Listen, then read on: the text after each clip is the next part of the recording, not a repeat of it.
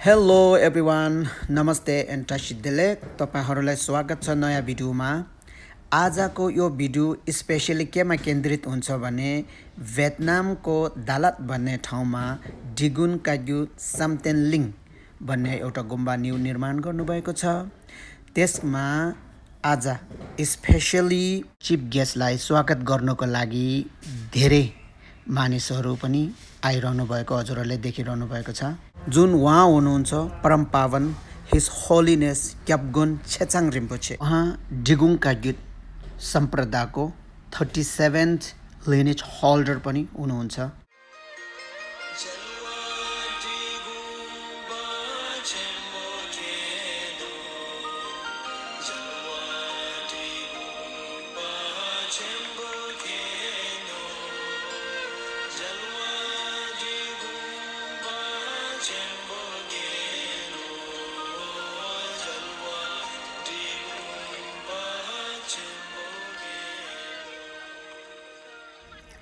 जुन हजुरहरूले अहिले देखिरहनु भएको डिगुङ काग्यु साम्तेनलिङ गुम्बाको ग्रान्ड ओपनिङको लागि डिगुङ क्याबगोन छेचाङ रिम्पोछे अस्ति दिल्लीबाट होचिमिङबाट दालात पाल्नु भइसकेको छ।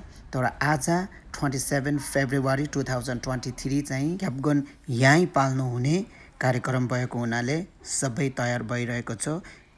हजुरहरूले देखिरहनु भएको छ उहाँ हुनुहुन्छ डुवाङ सोनाम जोरफेड रिम्पोछे। उहाँ चाहिँ यही गुम्बाको प्रमुख लामा हुनुहुन्छ।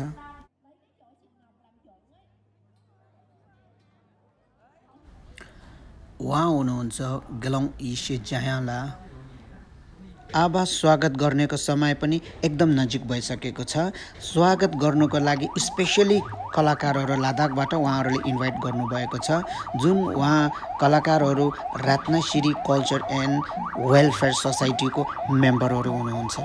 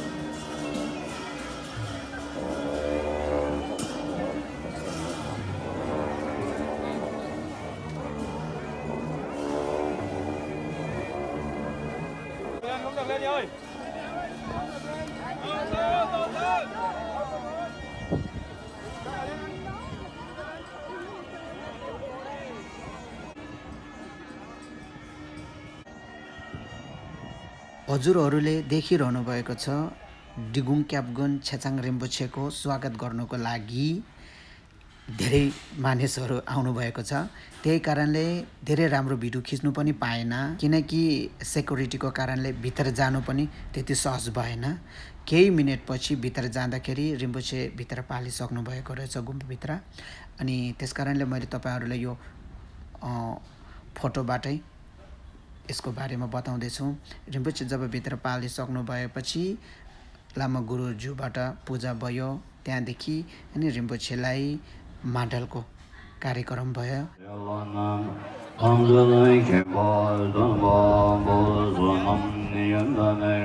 It is fortunate, I think, the Vietnam's now very developing, they're going to be a world factory, because Vietnam is the world biggest, South Asia biggest population, and also people are very hardworking, and also have a lot of opportunity to do so.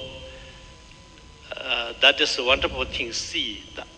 The other side, they have so many factories coming, so many cars, and they have so many the pollutions coming.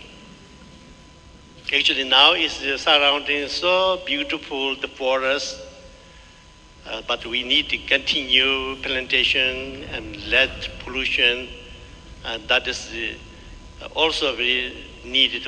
Every Vietnam people have to protect this beautiful land.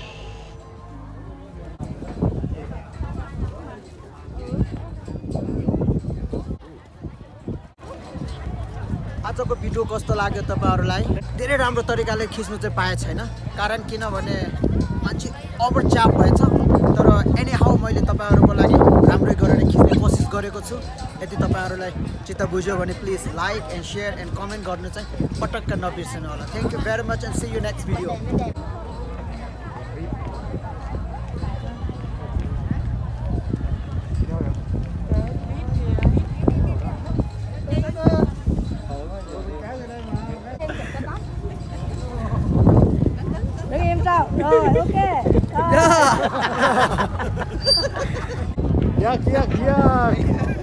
So now we have come to the end of our ceremony.